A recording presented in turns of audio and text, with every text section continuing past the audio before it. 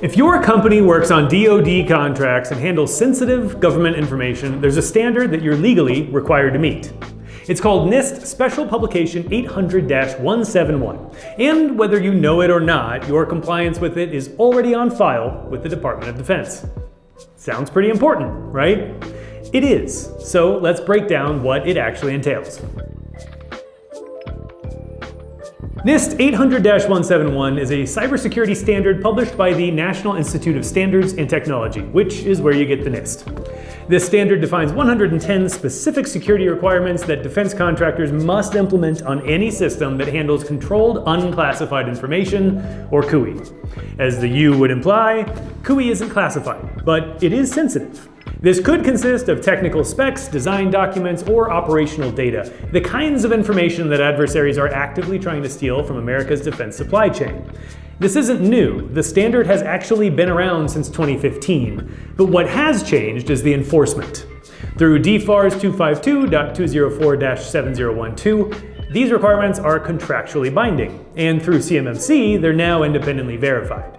You can't self-attest your way out of it anymore. Now, if all of that sounded like a mess of letters and numbers, it was. Essentially, the purpose of all of these is to standardize the acceptable level of cybersecurity so that everyone follows the same best practices to safeguard sensitive information. If you do business with the Department of Defense, you have to do this. NIST 800-171 organizes its 110 requirements across 14 security domains. Here's a brief overview, and if you want the deep dive, including associated points attached to each, you can check out our blog linked down below. Access control is the domain that covers who can get into your system and what they can do once they're in. Audit and accountability covers logging, who accessed what, when, and from where. Configuration management governs how your systems are set up and what software is allowed to run. Identification and authentication covers a lot of things, including requiring multi-factor authentication on any system remotely accessing CUI.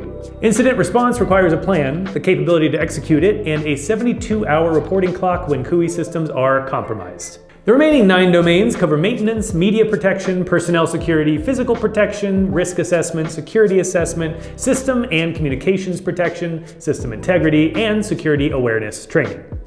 Every domain and every requirement must be testable, documented, and evidence-backed in order to meet the standard. Across our DIB customers, the 2 domains with the most consistent gaps are audit logging and access control. Organizations often have gaps in logging coverage for in-scope systems, inadequate monitoring capabilities, or both. Access control failures, such as overprivileged users, shared accounts, or the lack of clearly separated duties, are very common.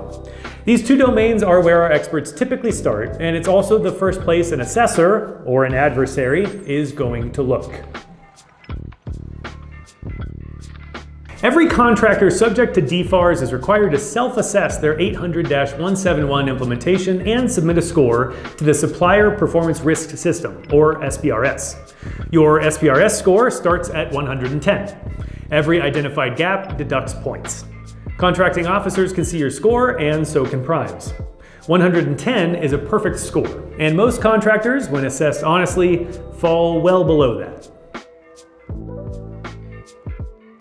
NIST 800-171 is the foundation of everything in DIB cybersecurity compliance: DFARS, CMMC, and your SPRS score. If you're not building toward it, then you're heading toward contract loss.